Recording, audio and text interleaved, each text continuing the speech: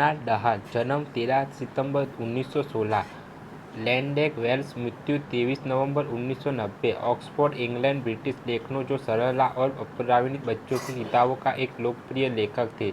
उनके सबसे प्रसिद्ध कार्यों में शामिल है Charlie and the chocolate factory 1964 और मटिल्डा का दोनों का लोकप्रिय फिल्म रूपांतरित किया गया है। 1934 में एक प्रसिद्ध ब्रिटिश पब्लिक स्कूल रेप्टन से स्नातक होने के बाद डहल ने विश्वविद्यालय की शिक्षा से परहेज किया और न्यूकाउंटेड के एक अभियान में शामिल हो गए। उन्होंने 1937 से 1939 तक दर एस सलाम तंगानिका में काम किया, लेकिन द्वितीय विश्व युद्ध बिछड़ने पर वह रॉयल एयर फोर्स में भर्ती हो गए। फाइटर पायलट के रूप में उड़ान भरने में समय लिबिया में फेस लोडिंग में वह गंभीर रूप से घायल हो गए। वाशिंगटन डीसी में सलाहकार एयर आतोश के रूप में कार्यकाल करने से पहले उन्होंने ग्रीस और फिर सीरिया में अपने स्क्वाड्रन के साथ सेवा की। ब्रिटिश सरकार के लिए एक जासूस के रूप में भी काम किया। वहीं उपन्यासकार C.S. फॉरेस्टर ने उन्हें अपने सबसे रोमांचक RAF कारनामों के बारे में लिखने के लिए प्रोत्साहित किया, जिसे सैटेलाइट इवनिंग पोस्ट द्वारा प्रकाशित किया गया था। डहल की पहली पुस्तक द गैम्बलिंग वर्ल्ड डिज्नी के लिए लिखी गई थी, लेकिन काफ़ी हद तक असफल रही।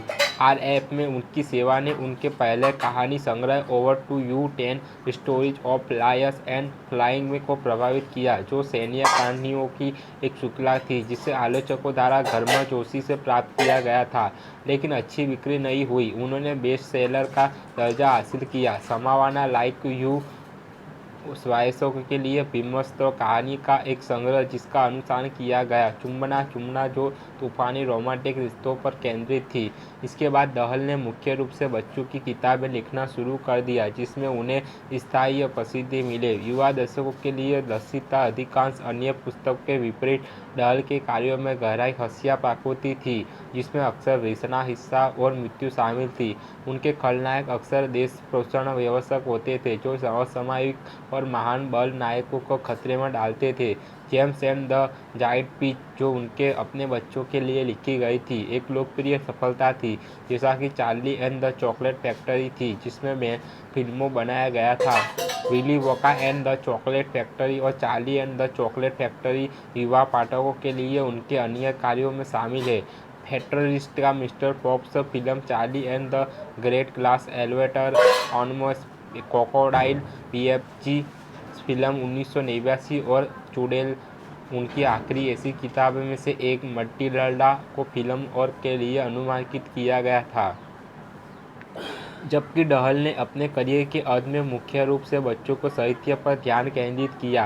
उन्होंने इस दौरान व्यावसायिक दर्शकों के लिए लघु कथाएं बनाना जारी रखा, जो sweet with the wonderful story of Henry sugar और 6 मोर जैसे संग्रहालयों में प्रकाशित हुई, और टेल्स ऑफ द अनएक्सपेक्टेड। उनमें से डहल ने फिल्मों में के लिए कई पटकथा भी लिखी है। यू ओनली लिव ट्वाइस और चिट्ठी चिट्ठी बैंग बैंग उनकी आत्मकथा बॉय टॉल्स ऑफ चाइल्डहुड 1984 में प्रकाश हुई थी। जबकि कई लोगों के लिए उनकी स्थापीय प्रतिष्ठा एक प्यारे बच्चे से लेखक के रूप में है। डहल अपने जीवन काल के दौरान उसके बाद भी एक विवादास्पद व्यक्ति रहे हैं। उनके कुछ कार्यों जैसे कि Charlie and the chocolate factory की उनके प्रकाशन के समय नस्लीय और यौन झूठियावादियों के उपयोग के लिए आलोचना की गई थी, लेकिन उनके सबसे उल्लेखनीय अपराध उनके कथा साहित्य से बाहर थे।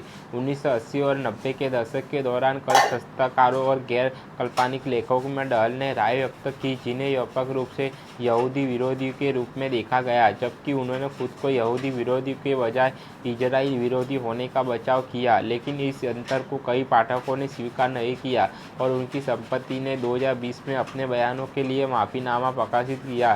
3 साल बाद डहल के प्रकाशकों ने घोषणा की कि उनके पास है अपनी क्लासिक बच्चों की किताब में सैकड़ों अविश्वसनीय शिला और पुराने अंशों को संशोधित किया है, एक ऐसा कदम जिसे बदलती संस्कृति को प्रतिनिधित्व करने के लिए समर्थन और कथित संप्रदाय अतिरिक्त के लिए आलोचना दोनों का सामना मिला है।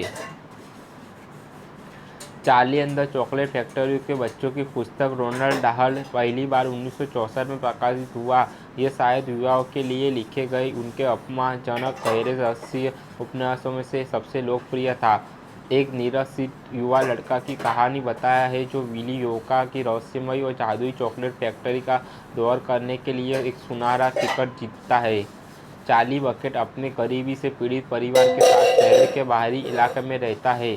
उसके पिता और सभी 4 दादा दादी हर दिन स्कूल जाते समय चार्ली गुप्ता विली को वह द्वारा संचालित दुनिया की सबसे अच्छी और सबसे बड़ी चॉकलेट फैक्ट्री से गुजरता है। जब चार्ली के पिता की नौकरी चली जाती है तो हालात बद से बेहतर हो जाते हैं। दादाजी को चार्ली को बताते हैं कि अतीत में प्रतिस्पर्धियों ने वोंका के कैंडी बनाने के रहस्य चुरा लिए थे और फैक्ट्री बंद हो गई थी। बाद में फैक्ट्री में उत्पादन फिर से शुरू हुआ, लेकिन किसी को भी अंदर आते या निकलते नहीं देखा गया। एक दिन वोंका ने घोषणा की कि उसने 5 वोंका चॉकलेट बार में सुनहरे टिकट छुपाए हैं, जिसमें टिकट ढूंढने वाले प्रत्येक बच्चों के लिए फैक्ट्री के दौरे का पुरस्कार और वोंका उत्पादन की आजीवन आपूर्ति शामिल है। वोंका मैनिया में दुनिया को घेर लिया गया और एक एक करके 4 टिकट मिल जाती है। चार्ली को वर्ष के ढेर से पैसे चुकते हुए मिले और उसने अपने लिए 2 वोंका चॉकलेट बार खरीदे। दूसरे में अंतिम सामान्य टिकट है। सन की दूरदर्शनीय विली वोंका द्वारा कारखाने के बाहर 5 बच्चों का स्वागत किया जाता है। चॉकलेट फैक्ट्री के अंदर का हिस्सा जादुई है और श्रमिकों को छोटे कोको प्रेमी ओपा लुपावासा के रूप में दिखाया गया है, जिसे वोंका द्वारा लुपालेट से बचाया गया था। जैसे जैसे दौर आगे बढ़ता है, उसमें 4 बच्चे जो नियमों का पालन करने में इतने आत्मकेंद्रित होते हैं, विचित्र और अक्सर दर्दनाक परिणाम भुगतते हैं। चॉकलेट रूप में पेटू ऑक्स्टोना ग्लूप चॉकलेट की नदी में गिर जाता है और फौज बनने के लिए तरल चॉकलेट ले जाने वाले कांच के पाइप में समझा जाता है। गाम के प्रति जुनूनी वायलेट ब्यूरगार्ड प्रतियोगिता जूड़ा गाम का एक टुकड़ा चुरा लेती है, जो उसे ब्लूबेरी में बदल देता है। बेहद बिगड़ेला बेरू का स्लाइड अपने लिए एक प्रशिक्षित गिलहरी को पकड़ने की कोशिश करती है, लेकिन गिलहरी उसे एक खराब पागल के रूप में पहचानती है और उसे कूड़ेदान में फेंक देती है। माइक टेवी ने टेलीविज़न के माध्यम से कैडी बार बेचने के एक प्रयोग में खुद को शामिल कर लिया और झपके एक आकार तक सिकुड़ गया। ओम्पा लुपावासा बच्चों के रूगे व्यवहार पर टिप्पणी करने के लिए नियमित रूप से नैतिक गीत गाते हैं। आखिरकार वोंका चार्ली को बताया है कि उसके सम्मानजनक व्यवहार के कारण उसे चॉकलेट फैक्ट्री दी जा रही है। Charlie and the chocolate factory पहली बार संयुक्त राज्य अमेरिका में प्रकाशित हुई, तत्कालीन सर्वश्रेष्ठ विक्रेता बन गई। हालांकि हर्षित विमर्शकों की वह लकीर जिसने इन बच्चों का प्रिय बना दिया था, 1967 तक इस ब्रिटेन में प्रकाशित होने से रोक रखा। मेला स्टूडेंट का संगीतमय फिल्म रूपांतरण Willie Wonka and the chocolate factory, जिसमें जियोन वाइल्ड ने मुख्य भूमिका निभाई थी। जब वह शुरू हुई तो केवल मामूली सफल रही, लेकिन जब यह टेलीविज़न पर आई तो क्लासिक बन गई। टिम बर्टन का Charlie and the chocolate factory 2005, जिसमें कैडी हाइजर चार्ली के रूप में और जॉनी डेप वोंका के रूप में थे, पुस्तक के प्रति अधिक वफादार थे, लेकिन उन्हें मिश्रित समीक्षाएं मिली। डहल ने एक sequel Charlie and the great class adventure लिखा है।